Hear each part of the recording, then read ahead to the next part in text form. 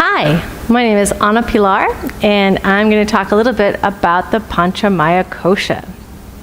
So, the Panchamaya Kosha this idea comes from the Taittiriya Upanishad, which is around the 6th century BCE, so before the Common Era. And it sort of outlines out that there are 5 sheaths. That's why pancha. Pancha means 5, and amaya means made of. Okay, so we are made from 5 sheaths, right? Which is what kosha means. So these sort of 5 sheaths or bodies, they're each made of increasingly finer grades of energy. So the first one that we really experience is this one. It's that Annamaya Kosha. So Anna means food. Okay, so this is the food or the physical matter, and the Maya means made of. So this is the food body, right? This is the sheath that is made of this food. Because in the Vedic mind, and this is the Indian mind from way back, everything is food for something else. When you looked around nature, everything was food for something else. So whether, you ate plants, or a tiger ate you, or, the maggots ate the decomposed stuff, like everything was food for something else. So this food body is our physical body. This is where we think about as the structure, right? So this is the anatomy of the bones, the muscles, the joints, the tendons, the ligaments, all of that stuff. So we use asana, right, as the yogic tool to maintain and restore and basically rehabilitate and improve this sheath, correct? So this is our anatomy. Then we move to the more subtler, refined sheath, right? So each one is, again, more refined energy. And this is the Pranamaya Kosha. Now, again, we've seen that word before, prana. And this is that vital energy, right? So this is that energetic or life force, right? So we think of it as the breath body. Why? Because really, by breathing, we create life, right? We create life in ourselves. So this is our physiology. So when we think of the Annamaya, this is the anatomy, and then now the Pranamaya is the physiology. So this is the metabolic functions, right?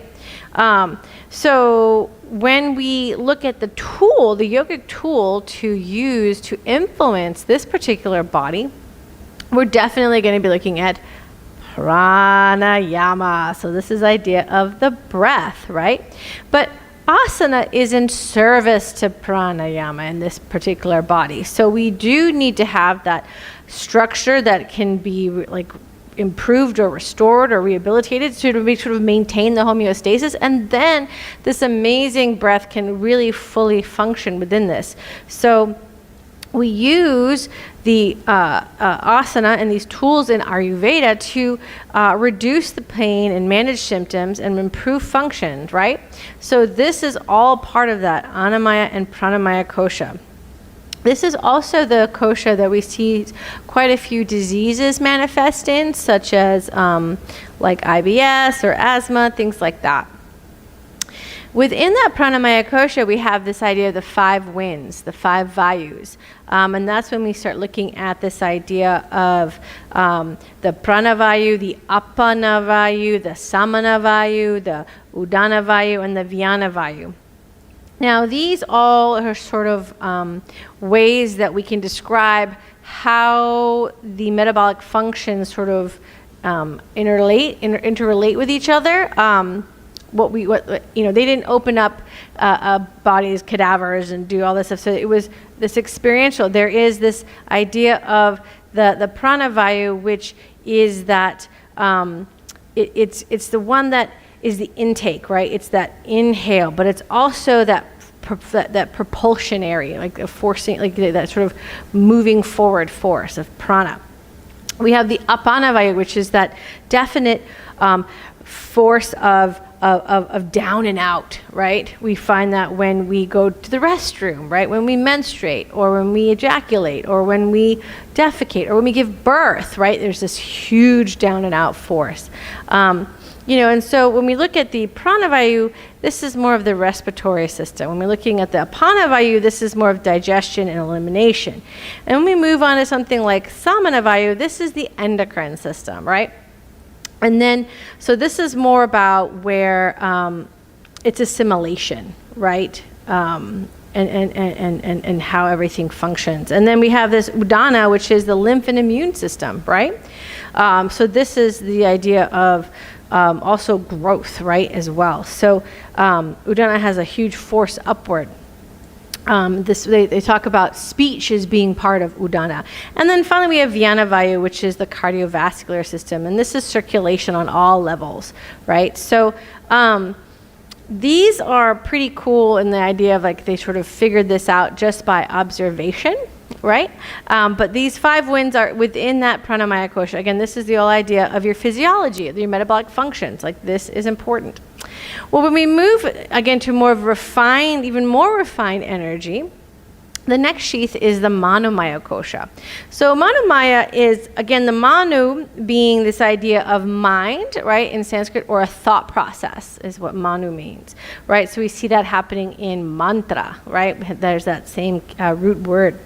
So again, whereas we have asana pretty heavily for the annamaya kosha, we have pranayama for the pranamaya kosha. Now we're looking at stuff like mantra, right? Mantra and even pratyahara, so the idea of pulling the senses back in. So this is the learning mind. This is the mind that is it's responsible for our sensory input and motor activities from day to day. It's the learning aspect because it's taking in the information from those senses, and it's processing the input from those sense organs, right? And it responds reflexively. So we use mantra and we use pratyahara to soothe those, mental vrittis, right? To kind of keep the mind curious and open and interested.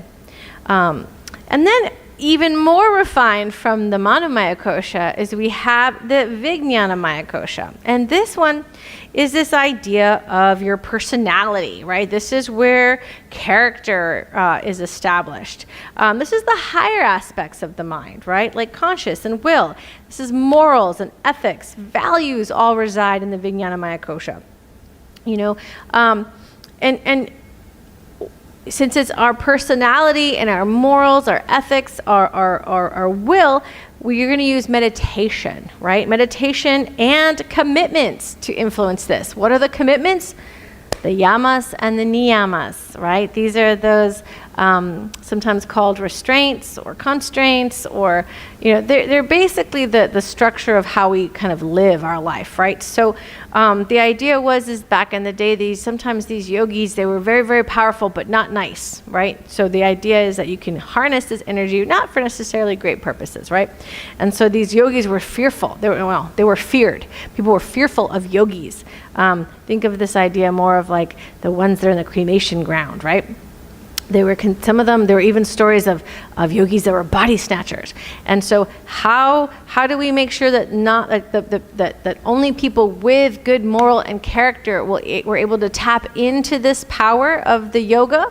Well, it is through the yamas and the niyamas. That was why Patanjali put those on the very first limb, right? Even before asana, before anything else, it was, do you have a strength of moral character to do this work?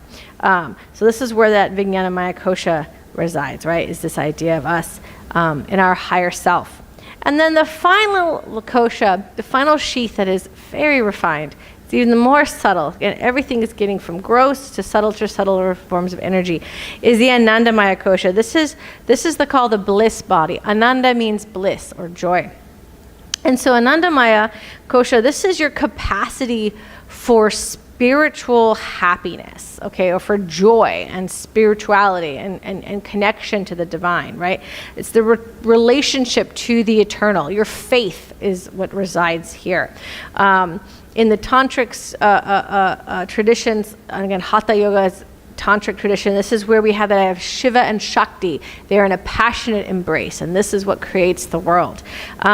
This is the thinnest final veil that stands between our ordinary awareness, right, of this world that we live in, and that of our higher self, right? What's beyond that. And the tools that we use here are ritual, our prayer. This is where we do seva. This is like where seva comes in. So selfless service is seva, right? Or bhakti yoga, just the joyful giving to others of love, seeing everything as divine.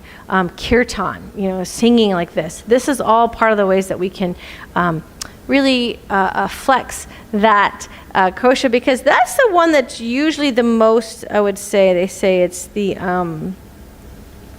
one that's less, it's not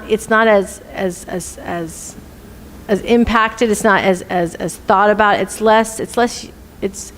it doesn't have a full root sometimes with us. We sort of kind of put it to the side. So this is where, it's important to have your little rituals and have your seva, or have bhakti, or, have faith, have your community, right? Your sangha.